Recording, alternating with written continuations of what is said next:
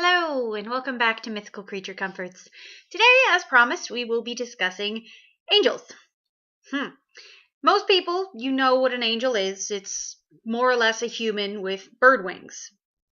Usually those wings are white, purity, all that bullshit. Unless you're a fallen angel, in which case sometimes you're depicted with black wings, but they are still, in fact, feathered. So, angels, they stem primarily from the Abrahamic. I can't sprechen the English. It's cool. Just go with it. Religions, Christianity, Judaism, Islamic, everybody's got angels in one form or another. Now, they're usually seen as being the celestial beings of light or benevolence, usually depicted as being good and holy and righteous and all that fun stuff. They are generally intermediaries between God and earthlings and all that fun stuff. Usually depicted as humans, both male and female, although in some stories of them they're depicted as being neither, androgynous or genderless, whichever term you prefer. Which brings up quite a few questions about certain aspects, but we'll get to that. So as I said, they're usually depicted with wings. Usually, very rarely do you ever see them with the wings actually folded in. They're usually always open as if they're about to take flight, or for some unknown reason they decided to have their wings open while walking around, because that wouldn't cause wind resistance or anything like that. It's cool. They are, generally speaking, you'll either see them with an actual ring of light around their head, the halo, or they will just be surrounded by light, like full body light, glow going on, to show that they're divinity and whatnot. Now, I know in the Abrahamic religions, the angels tend to have a hierarchy. You've got your regular angels, you've got archangels, you've got the seraphims, and all kinds of stuff. When we're talking about the genderless angels, they mean literally genderless. Like, the angels cannot reproduce, and yet there are some stories about half-human angel hybrids called and I'm going to pronounce this wrong, and I know I'm going to pronounce it wrong, but I'm going to do it anyway. The Nephilim? It's a really weird spelled word. And if you have no sexual organs, how do you join with another creature to create offspring? Someone can explain that to me, because I can't think of anything that would explain that in any way, shape, or form. So that's the basic rundown of what an angel is. You see them in all kinds of shit. All kinds of it. Which I assume is going to be a common theme in this series, but you see them a lot on Supernatural, because you got our boy Cass there. You've got them. They also show up in Charmed. The show's Dominion and the Fallen primarily face on, deal with angels and their offspring. I'm only really going to talk about the ones I've seen and the ones I'm familiar with. So if I mention something and I don't actually go into great details about what it is, it's because I haven't seen it and all that fun stuff.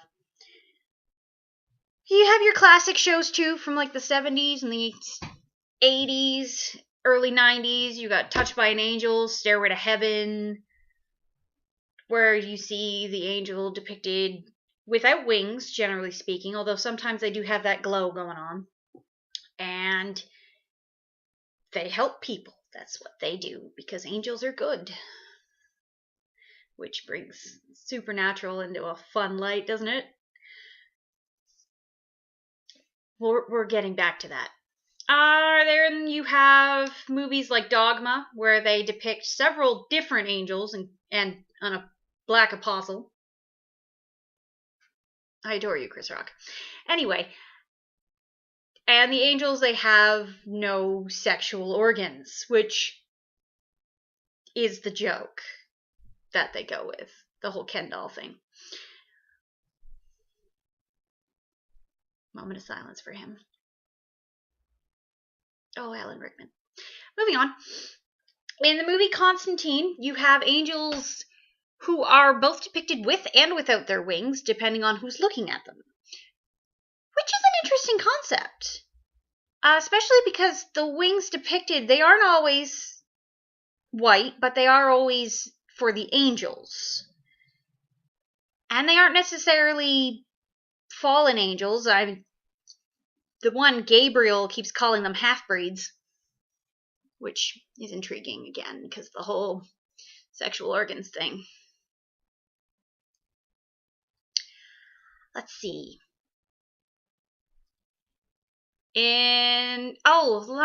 Fun little bit thing from my childhood would be the Angels In franchise. And when I say Angels In, I mean Angels in the outfield, Angels in the infield, Angels in the end zone, that fun little franchise.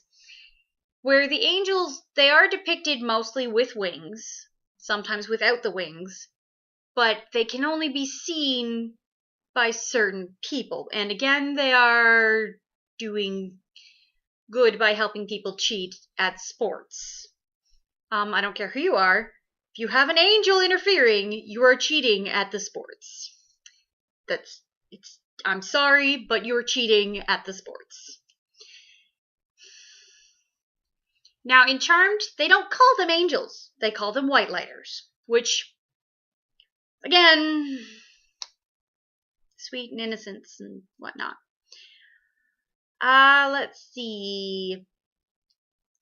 I have a list that I actually want to discuss. Little Nicky, they are depicted as young, pretty people who are always just young, pretty people. Which is fun.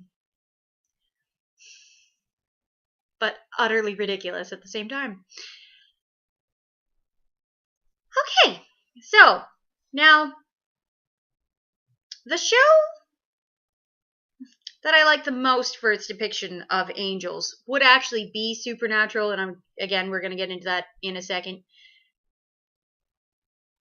But it was also kind of well done in Michael, even though I'm not a huge fan of the movie itself, because he is an angel, he's got the wings, he does good things, but he's not constantly doing the good things. For a good portion of it, he's a homebody in this little old lady's house. Which, it is what it is. It's not great, but it's not bad. It's a fun movie. It's got some awkward bits in it, but it is what it is.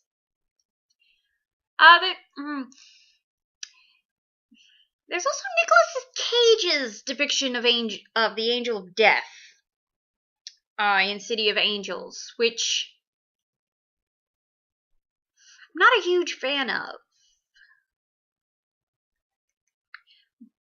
More or less not because of his actual depiction of the angel, but because of the storyline of the movie. So we're gonna move on.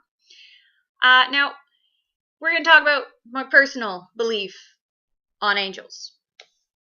Yeah, I know, you guys are all looking forward to that one. So, I think the common misconception that a lot of people have is that angels are good. I'm not saying they're bad. I'm saying that you can't really assign human morals to a supernatural entity. Angels do what they believe is right. That doesn't mean it's right. It doesn't mean it's morally sound, because some of the most horrific things have been done in the name of a good cause. And some of the surprising... You have good guys that do horrendous things in the name of good, and then you have bad guys who do surprisingly really, really good things. but they're also bad guys. So the good, it doesn't balance out the bad, but it's that moral ambiguity that you have to give angels. Which brings us back to Dogma, believe it or not. Because in the movie Dogma, the two angels, they want to get back into heaven, right? So they're angels, but they have no problem with slaughtering hundreds of people, thousands of people, destroying the heavenly gates and all that. They have absolutely no problem doing it because they're angels. And just because it's not a good thing to you does not mean that it's not a good thing to them. The thing with angels is that they're so devout in their beliefs that even if you were to point out to an angel what they were doing is morally wrong, like sacrificing the few to help the many kind of thing, only on a bit more life and deathy scenario, you can't tell them that slaughtering an entire village of people to save the entire human race is bad. It is bad. You need to not do that unless it's in fiction, and then go ahead. Have fun with that moral dilemma. But at the same time, doing bad things for a good cause does not make it better. This is very rambly, and I'm sorry, but that's where I stand on it, and that's where we're going with this. So yeah, angels, they can be seen, I prefer to think of them as a neutral entity. They are not good, they are not bad, they're not evil, they're not the divine innocence, anything like that, although I guess some of them can be on either side of the spectrum. But it's one of those things that a writer friend of mine said, that the villain is the good guy in their own story. And you can justify any number of terrible things with a good cause. And that's the thing with angels, is they can justify the terrible things that they do in the name of the greater good. And it's being able to justify it that terrifies most people. Yeah, I think that's all I have to say about angels. They aren't my favorite, but they aren't my least favorite creature to handle, and I do consider them an actual creature. Because divine entity, whatever, you're still a creature. I do sort of, I don't have a full out character that you actually see on a regular basis that happens to be an angel. I do have Lady Bethelyn, who in my one book series that I will discuss more when it's finished being written, shush, all of the angels are, and that includes the fallen ones, are referred to by Lady or Lord. Generally, it's however they wish to actually be portrayed because of the whole gender ambiguity. I can't speak, you know this.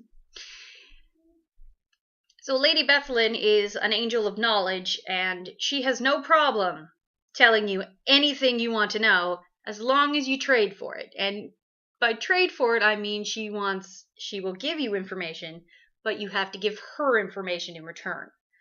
So tell her something she doesn't know, and she will tell you what you want to know, that kind of thing.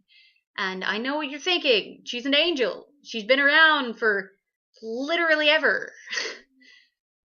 In her case, I think it's at least 10,000 years. I'm iffy because I was up in the air. I might have changed it. I might be changing it. I haven't quite decided. But the thing is, even if you're just telling her about yourself, that counts as knowledge she did not have before, because that's what she does. She gathers information. That's her entire being. All right, so we're done with the angels. back to the Jar of Doom. And our topic for next time, these one.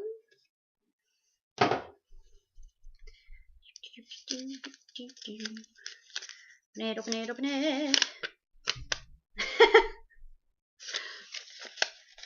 Leprechauns. It's gonna be fun. And you know what? It's fitting because it's March. Alright. Thank you for watching. I'm Beck Terry. This is Mythical Creature Comforts. We'll see you next time. Like the video if you liked it. Subscribe if you want to. It's all good. Bye, guys.